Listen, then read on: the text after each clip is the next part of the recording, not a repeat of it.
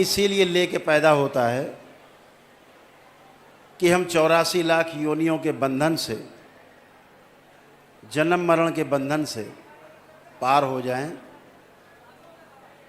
और जहाँ से यात्रा शुरू की थी गोल गोल करके वहाँ पहुँच जाएं। यह अभिलाषा प्रत्येक मानव शरीर की, उसके अंदर रहने वाले जीवन की रहती है। जन्म लेने के पश्चात अपने अपने कर्म भोग के अनुसार, अपने अपने पितरों के रहने के कारण, नाना प्रकार की स्मृतियों के कारण ये संभव नहीं हो पाता। और जब ये संभव नहीं होता तो मानव जीवन पूरा का पूरा बेकार चला जाता है, कुछ बचता नहीं। तो जैसे जन्म लिया था, फिर मृत्यु, और फिर जन्म और मृत्यु, किस योनि में जन्म होगा पता नहीं, लाखों वर्षों का फेर है।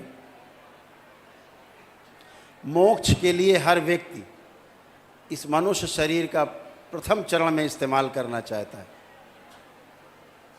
मोक्ष के लिए प्रथम चरण है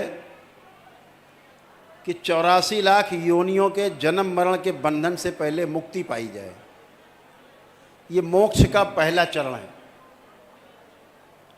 मोक्ष का दूसरा चरण है तमाम रहस्यों से भरा हुआ, चमत्कारों से भरा हुआ, बहुत आकर्षित करने वाला जो सूक्ष्म जगत है, उससे मुक्ति पाई जाए। और तीसरा जगत है, तीसरा चरण है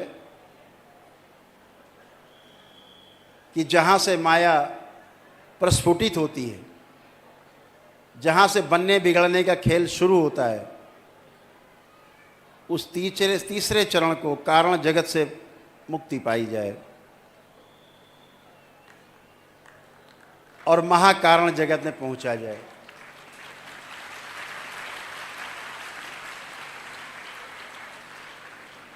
ये हजारों वर्ष, किसी किसी को लाखों वर्ष के पश्चात तब जाकर के मोक्ष होता है। इसे मोक्ष कहते हैं।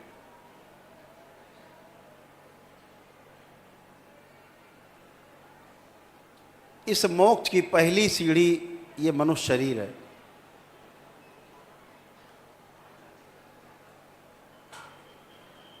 और इससे मुक्ति बहुत सहज है, कठिन हमने सबने बना रखी है।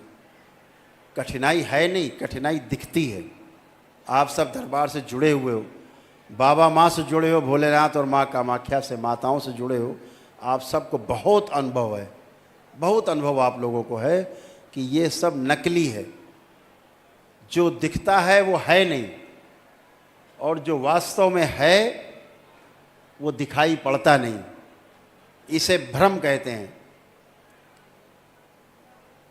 इस दरबार ने संकल्प किया हुआ है कि इस मानव जाति को इसी भ्रम से मुक्ति दिलानी है।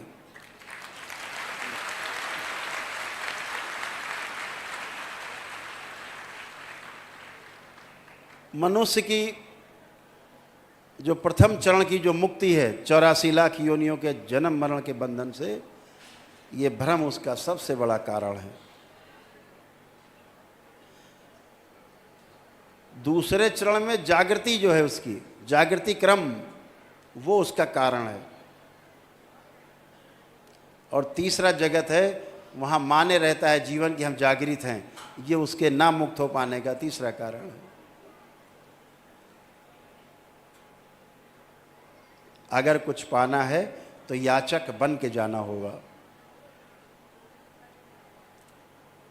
बहुत भाग्यशाली हैं आप सभी, बहुत सौभाग्यशाली हैं कि आपको इसी जन्म में बाबा और माँ मिले, माँ मिली आपको।